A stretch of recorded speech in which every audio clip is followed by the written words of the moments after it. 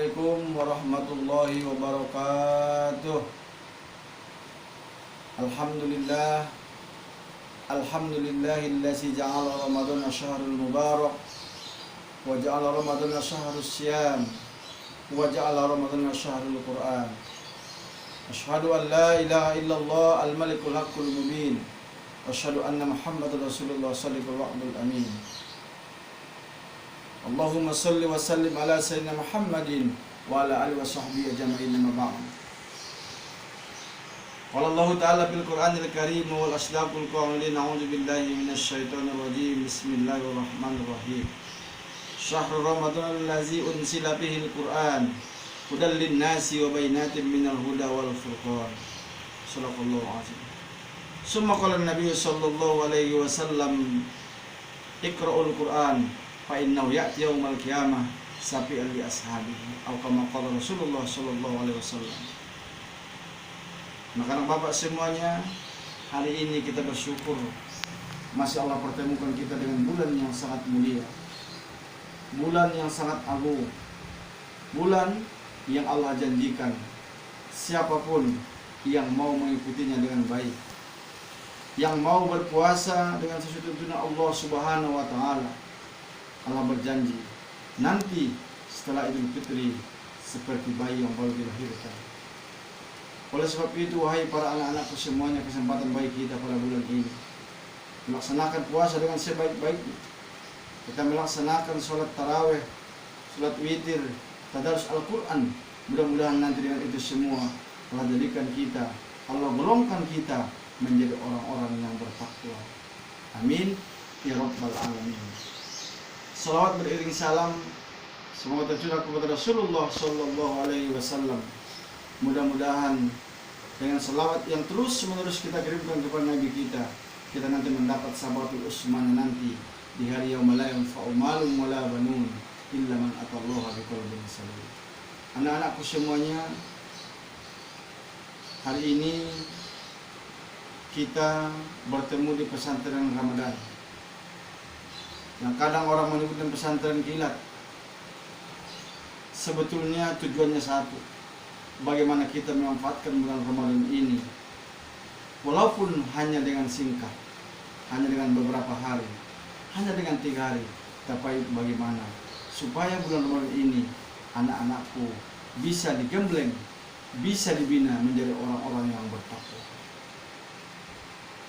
Nah, Bapak semuanya Bapak muliakan, marilah pesantren ini kita gunakan benar-benar menjadikan kita menjadi orang-orang yang bertakwa. Salah satu yang bisa menjadikan kita orang bertakwa adalah pertama dari rasa syukur kepada Allah Subhanahu wa taala.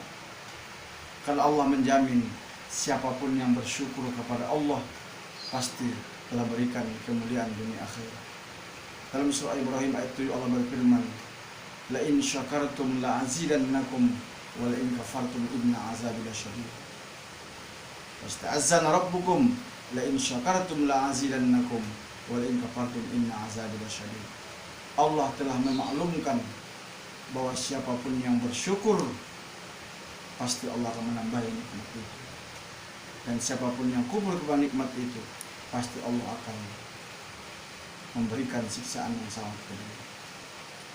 Anak-anak Bapak semuanya Bapak muliakan, ada satu kisah tentang surah Ibrahim ini, bahwa ada suatu ceramah di salah satu pondok pesantren ketika kiainya menjelaskan tentang surah Ibrahim ini.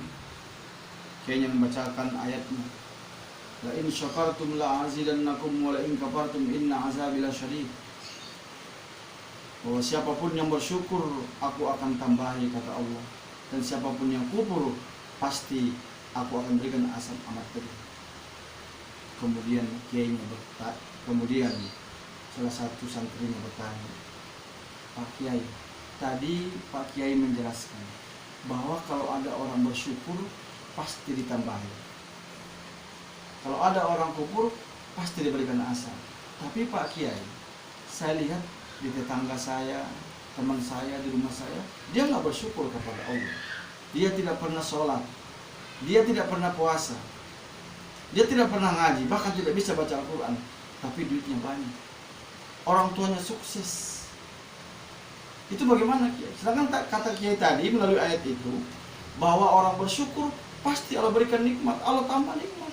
Tapi kalau orang yang kufur, Allah berikan asap. Tapi yang saya lihat Pak Kiai, di tengah-tengah masyarakat, bahkan di tetangga saya, orang tidak sholat, tidak ngaji, tidak pernah ke masjid, bahkan tidak bisa baca Al-Quran, justru duitnya banyak, bapaknya sukses. Itu maksudnya apa Pak Kiai? Dengan senyum Pak Kiainya menjelaskan, wahai anakku, siksa Allah itu dibagi dua. Ada siksa yang terasa dan ada siksa yang tidak terasa. Kadang manusia hanya merasakan siksa yang terasa, tidak tahu bahwa ada siksa Allah yang paling pedih, yaitu yang tidak terasa. Apa itu siksa terasa? Kadang orang merasa disiksa oleh Allah, diazab oleh Allah kalau dia tidak punya duit, kalau rezekinya habis, kalau ada keluarganya yang meninggal, yang sakit, baru dia merasa disiksa. Bukan itu wahai anakku. Siksa yang paling pedih adalah ketika Allah meninggalkan kita. Ketika kita tidak baca Quran sehari semalam tapi tidak merasa salah. Kita tidak pernah ke masjid tapi tidak pernah merasa salah. Kita tidak sholat merasa biasa-biasa saja. Itulah sebetulnya wahai anakku siksa yang amat pedih. Ketika Allah tinggalkan dalam hidup kita, Allah tinggalkan kita dalam kehidupan kita, itulah siksa yang amat pedih. Apa itu? Ketika kita berbuat salah, tidak sholat, tidak puasa, tidak ngaji, tidak bisa baca Al-Quran, tapi rezeki semakin lancar, hidup semakin sukses, itu menegakkan rezeki istighfar. Inilah rezeki yang paling kita takutkan. Kenapa? Inilah siksa yang paling kita takutkan. Kenapa? Karena kadang-kadang banyak orang merasa disiksa itu kalau ada kematian, ada penyakit. Tapi orang merasa disiksa kalau rezekinya lancar, walaupun dia tidak bisa ibadah, tidak bisa sholat. Tapi sebetulnya dia salah wahai anakku. Siksa yang sebenarnya adalah ketika Allah meninggalkan kita dalam kehidupan kita, yaitu apabila kita tidak sholat, tidak ibadah, kita tidak melaksanakan perintah Allah, tapi rezeki semakin lancar, Allah tidak pernah meninggal kita. Itulah siksa yang paling kita takutkan.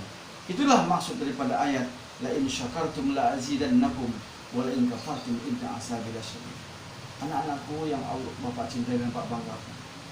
Yang kedua, bulan puasa ini salah satu kemuliaannya adalah bulan diturunkannya Al-Quran. Artinya apa? Bahwa kita bersyukur kepada Allah.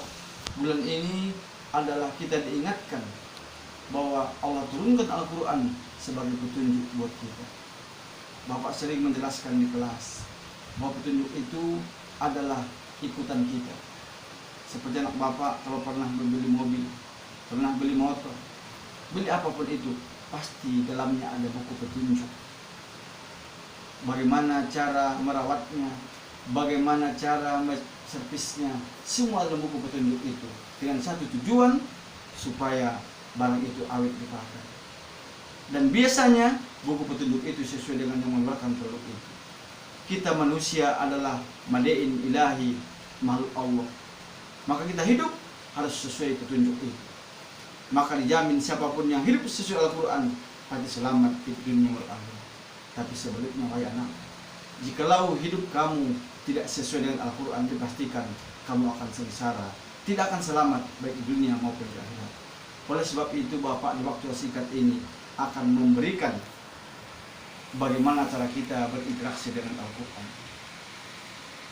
Anak-anak Bapak semuanya yang Bapak cintai dan Bapak banggakan, Al-Quran memberikan 3 cara kita berinteraksi dengan Al-Quran. Yang pertama adalah dengan qiraah. Artinya bahwa setiap manusia kalau ingin Al-Quran ini jadikan petunjuk, harus pandai membacanya. Dibaca saja nih. Baca, silakan tajwidnya, makhrajnya, semua dibaca. Karena Al-Quran berbeda dengan kitab-kitab yang lain. Kalau kitab yang lain dibaca belum tentu dapat pahala. Tapi kalau Al-Quran, kata Allah, man qara harfan min kitabillahi ta'ala, melalui nabinya mengatakan, siapapun yang membaca kitab-kitab Allah, falau asru amsaliha la aqulu alif lam min harfun walakin alifun harfun wa lamun harfun wa mimun harfun.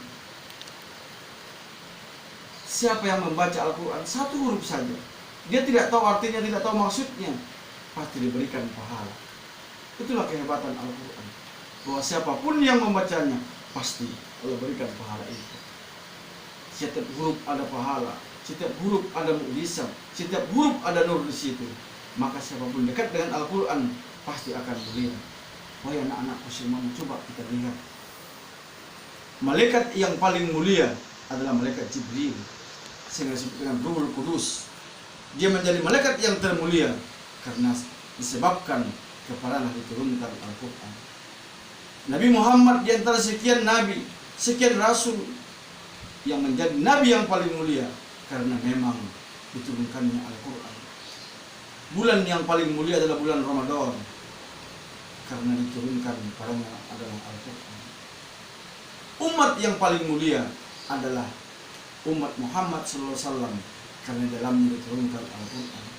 Maka wahai para anak-anakku semuanya, siapapun yang dekat dengan Al-Quran, lihat, pasti mulia. Coba lihat, siapapun yang selalu berhubungan dengan Al-Quran, dekat dengan Al-Quran, siang hari dengan Al-Quran, pasti Allah muliakan. Oleh sebab itu wahai para anakku, apalagi di bulan Ramadan, silakan dekatkan diri dengan Al-Quran, pelajari Al-Quran, sibukkan dengan Al-Quran siang dan malam. Sementara stop dulu yang lain, insya Allah kita akan mulia. Jaminan Allah, siapapun yang dekat dengan Al-Quran pasti Allah muliakan. Itulah yang pertama, cara kita berinteraksi, silakan dibaca. Yang kedua, cara kita berinteraksi dengan Al-Quran adalah dengan tilawah. Tilawah itu kita membaca, kita memahami maksudnya. Wahai para anak-anakku semuanya, Al-Quran itu sebagai petunjuk. Zalikal kitabul la raiba fihi hudal lil muttaqin. Inilah kitab, tidak ada keraguan padanya, petunjuk bagi orang-orang yang bertakwa. Artinya Al-Quran ini dijamin semuanya benar. Mulai daripada Al-Fatihah sampai An-Nas, dipastikan semua benar isinya. Dan dipastikan siapapun yang mengikutinya pasti selamat di dunia dan akhirat. Maka satu pertanyaan sungguh aneh wahai para anak-anak. Kalau kita yakin Al-Quran adalah datangnya dari Allah, semuanya buatan Allah, satu titik pun tidak ada buatan Muhammad di situ, dan dijamin bisa menjadi petunjuk bagi siapapun itu. Tapi aneh, sungguh aneh, banyak umat Islam, bahkan kita sendiri tidak tahu isi Al-Quran itu apa. Aneh, kita umat Islam tiap hari membaca, kita baca dalam sholat, tapi satu ayat pun tidak tahu maksudnya. Tidak usah jauh-jauh wahai para anak, coba kita renungkan ayat yang kita baca dalam sholat saja, banyak yang tidak tahu artinya. Iya, yang pertama memang hanya dibaca, tapi untuk kita jadikan sebagai petunjuk harus bisa memahami dan harus bisa tahu tujuan dan maksud daripada ayat itu. Kalau kita hanya membaca, kita akan ketinggalan. Setiap ayat yang kita baca harus kita tahu maksud dan tujuannya. Coba kita renungkan. Dalam Al-Quran semua ada. Ayat tentang IT ada di situ.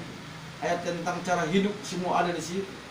Bagaimana kita hidup, bagaimana kita mati, cara berkeluarga, cara kita hidup di dunia ini, semua dalam Al-Quran itu.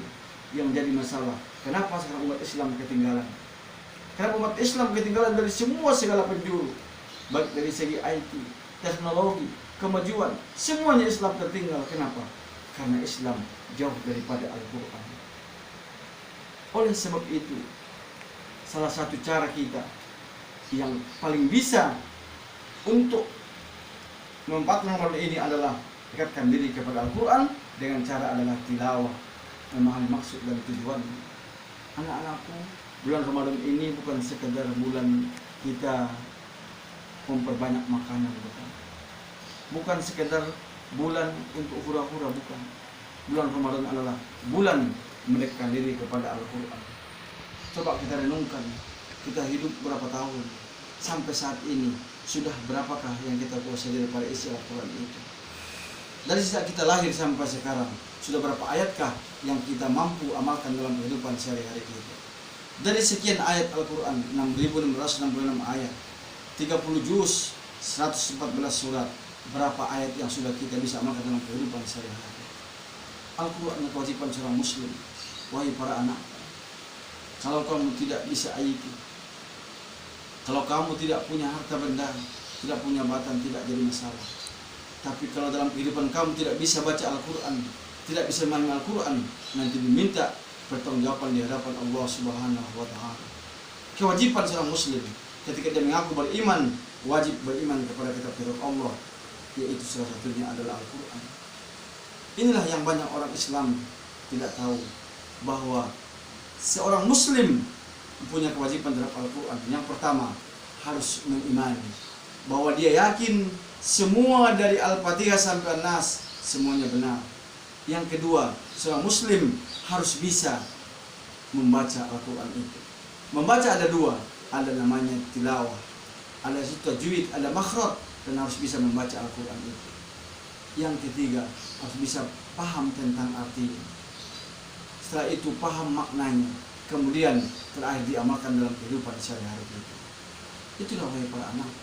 Coba sekarang kita tanya diri kita masing-masing, sampai saat ini sudah berapa ayat yang kita pahami? Adalah dosa besar jikalau kita mengaku muslim, mengaku beriman kepada Al-Quran, tapi tidak ada waktu untuk belajar Al-Quran.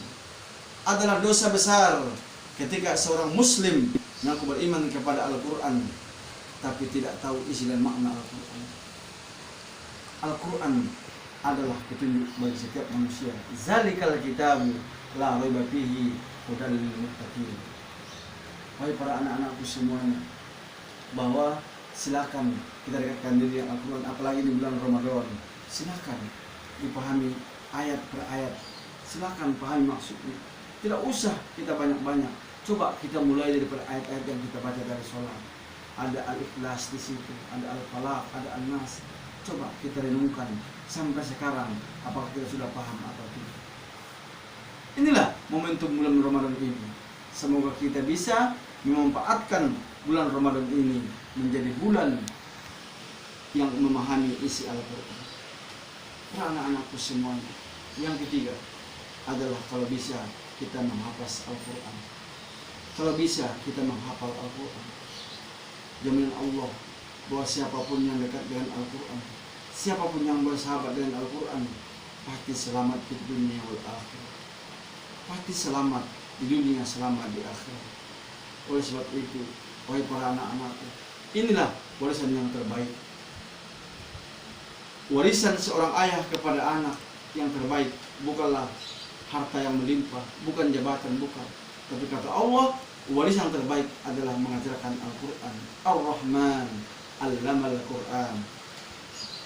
Tidak ada warisan terbaik kepada anak-anaknya, pada seorang ayah yang kamu hadiahkan kecuali Al-Quran. Anak-anak, bukti kamu berbakti kepada orang tua adalah ketika kamu bisa menghadiahkan Al-Quran kepada orang tua kamu. Al-Quran bukan hanya untuk orang yang mati, orang yang hidup bisa. Ingin didatangkan rezeki, ingin diberikan kesehatan, silakan baca Al-Quran, niatkan kepada orang tua supaya diberikan kesehatan, supaya diberikan rezeki yang luas, yang banyak, yang berkah, yang bisa menyekolahkan kamu. Al-Quran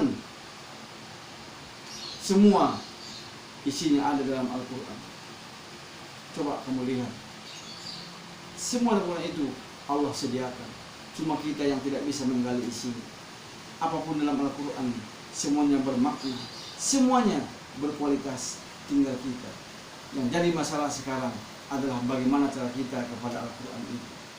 Coba wahai para anak-anak, coba lihat, ternyata orang-orang dekat dengan Al-Quran itu pasti Allah muliakan, pasti Allah berikan kemuliaan baik di dunia ataupun di akhirat ini.